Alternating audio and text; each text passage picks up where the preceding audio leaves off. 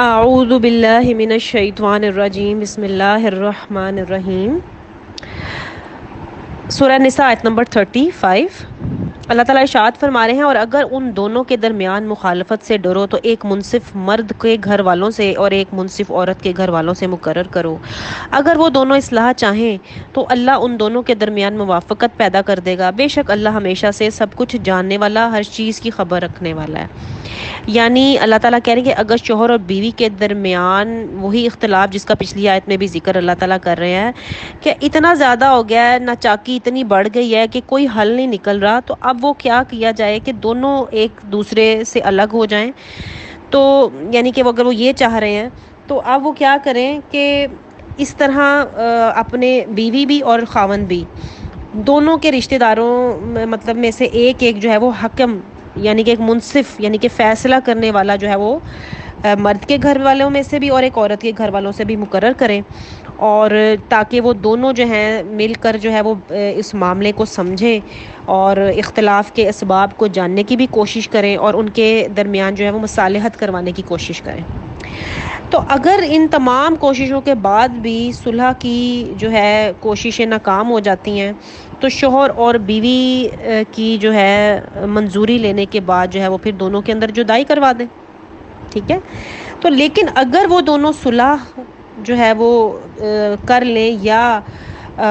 وہ جو فریق ہیں یعنی کہ جو دو منصف ہیں وہ مل کر اگر کوئی ایسی صورتحال بنا دیں کہ ان کے اندر صلح صفائی ہو جائے تو ضرور ان کے اندر جو ہے وہ موافقت پیدا کر دے گا، ٹھیک ہے۔ تو حتی الامکان اپنے رشتے کو بنانے کی کوشش کرتے رہنا چاہیے۔ یہی اللہ تعالیٰ کا حکم ہے اس آیت مبارکہ میں کہ محض جو ہے وہ اس طرح زندگی نہیں گزرتی، انسان کو کمپرومائز چاہے وہ مرد ہو عورت ہو ان کو کمپرومائز جو ہے وہ کرتے رہنا چاہیے، ایک دوسرے کو معاف کر کے ہی جو ہے وہ زندگی گزرتی ہے، ٹھیک ہے۔ تو اللہ تعالیٰ جو ہے وہ ہر طرح جیسے انسان کی نیت ہوگی اس کے ساتھ جو ہے وہ اللہ کی مدد بھی ہوگی۔ پھر آگے اللہ تعالیٰ اگلی آیت میں فرما رہے ہیں آیت نمبر 36 میں، اور اللہ کی عبادت کرو اور اس کے ساتھ کسی چیز کو شریک نہ بناؤ، اور ماں باپ کے ساتھ اچھا سلوک کرو، اور قرابت والوں کے ساتھ اور یتیموں مسکینوں قرابت والے ہمسائے اجنبی ہمسائے اور پہلو کے ساتھی اور مسافر کے ساتھ اور ان کے ساتھ بھی جن کے مالک تمہارے دائیں ہاتھ بنے۔ یقیناً اللہ ایسے شخص سے محبت نہیں کرتا جو اکڑنے والا اور شیخی مارنے والا ہے۔ یعنی اللہ تعالیٰ نے اب اس آیت میں بہت سے احکامات دے دی ہیں جن کو کرنا جن پر عمل کرنا جو ہے وہ لازم و ملزوم ہے، اور اگر ہم اس کے برعکس چلیں گے تو پھر ہم اللہ کے ہاں جو ہے وہ مجرم ٹھہرائیں گے۔ اور اس میں سب سے پہلا حکم جو ہے وہ اللہ تعالیٰ جو ہے وہ سب سے پہلے توحید کی بات کر رہے ہیں کہ اللہ کو ایک ماننا اور صرف اسی کی عبادت کرنا، اسی سے مدد طلب کرنا اور اس کے ساتھ کسی کو بھی شریک نہ ٹھہرانا، یہ پہلی بات ہے۔ اور یہ جو ہے وہ ہر ایک جو ہے مطلب بیس ہے ایک ایمان والے کی، یعنی کہ ایمان کی جو بیس ہے وہ کیا ہے؟ توحید، ٹھیک ہے، کہ اللہ کے ساتھ جس نے شرک کر دیا اس نے اپنا ایمان ہی ختم کر دیا۔ اور پھر اس کے بعد ساتھ ہی اللہ تعالیٰ نے جو ہے وہ والدین کا ذکر کر دیا کہ والدین کے ساتھ اچھا سلوک کرو اور انہیں اف تک مت کہو، اور کیونکہ ہمیں مزید جو ہے وہ اللہ تعالیٰ جو ہے وہ قرآن میں بہت سی آیات ہیں جن میں اللہ تعالیٰ نے اپنے والدین کے ساتھ حسن سلوک کا اور ان کو اف بھی مت کہنے کا حکم دیا۔ تو اللہ تعالیٰ کہہ رہے ہیں کہ والدین کے ساتھ جو ہے وہ تم ہر طرح سے جو ہے وہ حسن سلوک کرو، چاہے وہ عمر کے جس بھی حصے میں ہو، ٹھیک ہے۔ ان کے لیے اپنے کندھوں کو جھکا لو اور ان کے آگے کبھی بھی اکڑو مت، ان کو اپنا بڑا پن نہ دکھاؤ، ان کے آگے ہمیشہ جھکے رہو، ٹھیک ہے۔ پھر اسی طرح وبذی القربہ یعنی کہ رشتہ دار آ جاتے ہیں، اس میں سب سے مین پوائنٹ جو ہے وہ صلہ رحمی ہے، اور ہم اس کے لیے ہم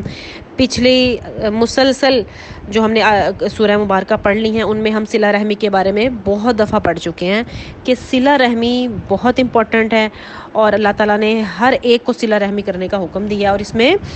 جو ہے وہ رشتہ داروں کے ساتھ نیک سلوک آتا ہے، ٹھیک ہے۔ ان کے ہر رویے پر ایسا نہیں ہے کہ اگر کوئی ہم سے اچھا بولے گا اچھا رہے گا تو ہم بھی اس سے اچھا رہیں گے،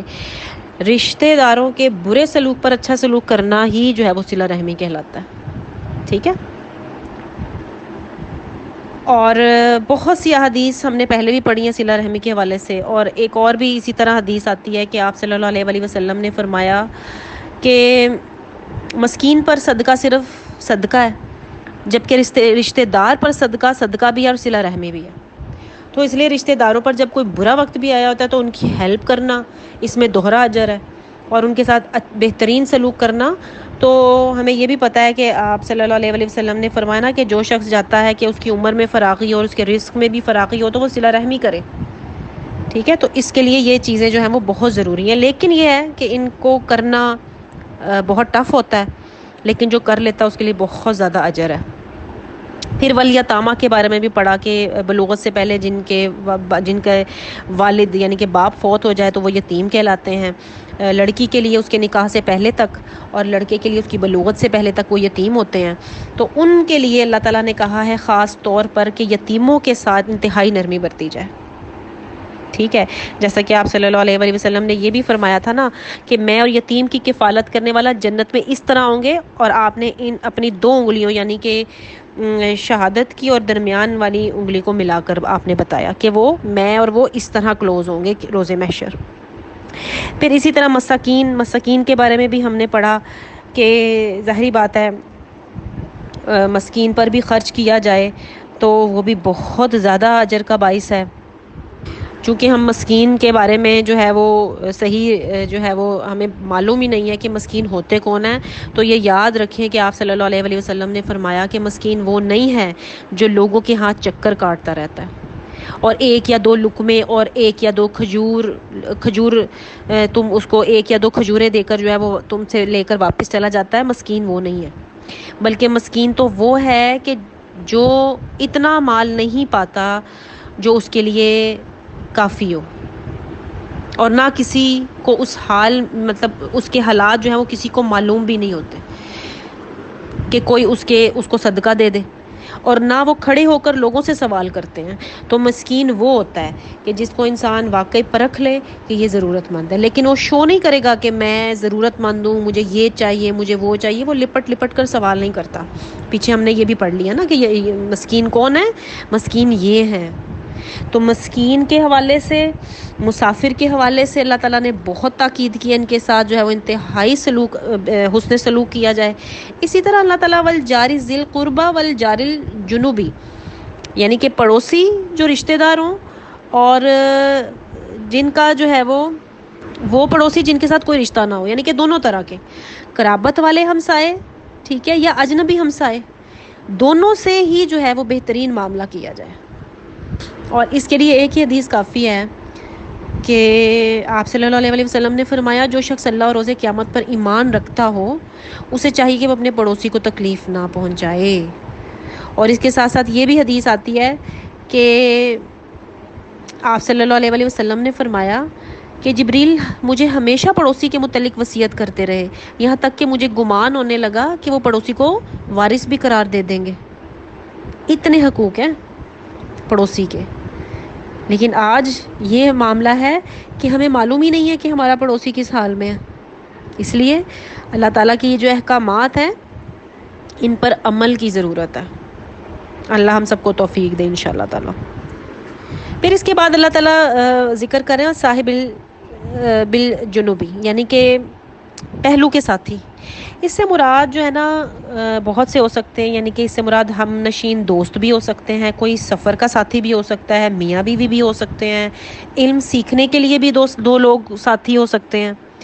ٹھیک ہے، کاروباری سلسلے میں بھی آپس میں بیٹھنے والے، ٹھیک ہے، جو 2 لوگ آپس میں کوئی بھی معاملہ کر رہے ہیں وہ پہلو کے ساتھی ہیں،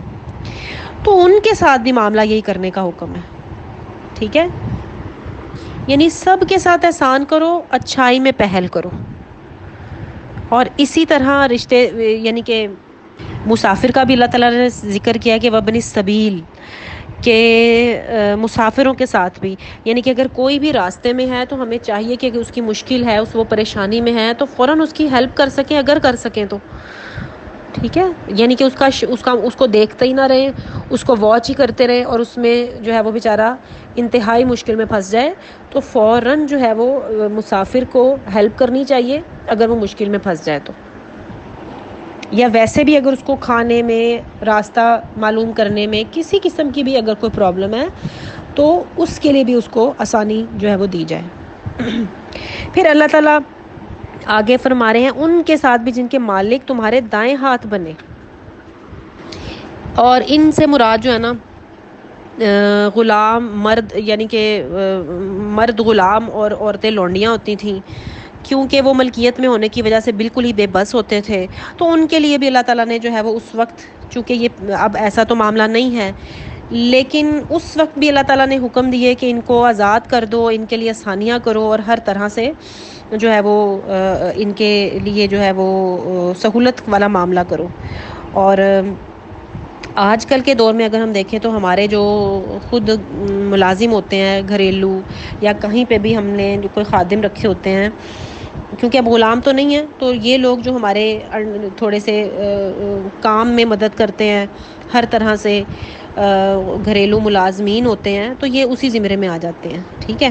کیونکہ ظاہری بات ہے وہ ہمارے انڈر ہوتے ہیں تو ہم ان کے مالک ہوتے ہیں آن ٹائم، تو اس وقت ان کے اوپر انتہائی نرمی والا معاملہ کیا جائے، ان کے اوپر ظلم نہ کیا جائے، ان کے لیے انتہائی منصفانہ قسم کے فیصلے کیے جائیں، ٹھیک ہے، یعنی کہ ان کے اوپر کوئی جو ہے وہ ظلم نہ ہو، عدل انصاف والا معاملہ ہو، اور ان کی اجرت بھی ان کے وقت پر ان کو دے دی جائے۔ اس میں یہ سارے جو ہے وہ اصول قوانین لاگو ہوتے ہیں۔ اور پھر ان تمام چیزوں کے بعد اللہ تعالیٰ فرما رہے ہیں کہ اللہ نہیں پسند کرتا فخر کرنے والے کو، یعنی کہ جو بڑائی جتاتا ہے، برتری کے احساس میں مبتلا ہو جاتا ہے، لوگوں کو حقیر سمجھنے لگ جاتا ہے اور صرف اپنے آپ کو ہی ہر چیز سمجھتا ہے، تو اللہ تعالیٰ کہہ رہا ہے کہ اللہ ایسے انسان کو پسند نہیں کرتا، کیونکہ ایسا انسان پھر دوسروں کے ساتھ بالکل بھی اچھا معاملہ نہیں کرے گا، کیونکہ اس کی نظر میں تو وہی بڑا ہے، تو وہ کوئی کسی دوسرے کے آگے کیسے جو ہے وہ عاجزی کے ساتھ معاملہ کرے گا، نرمی برتے گا، ایسا نہیں ہوگا، اس لیے اللہ ایسے انسان کو قطعی طور پر پسند نہیں کرتا۔ پھر آگے آیت نمبر 37 میں اللہ تعالیٰ ارشاد فرما رہے ہیں وہ لوگ جو بخل کرتے ہیں اور لوگوں کو بخل کا حکم دیتے ہیں اور اسے چھپاتے ہیں جو اللہ نے انہیں اپنے فضل سے دیا ہے، اور ہم نے کافروں کے لیے رسوا کرنے والا عذاب تیار کر کے رکھا ہوا ہے۔ یعنی کہ اللہ تعالیٰ نے ان لوگوں کے لیے مذمت یہاں پر فرمائی ہے جو اپنے مال میں کنجوسی کرتے ہیں، بخل سے کام لیتے ہیں، نہ اپنے پہ خرچ کرتے ہیں نہ دوسروں پہ خرچ کرتے ہیں،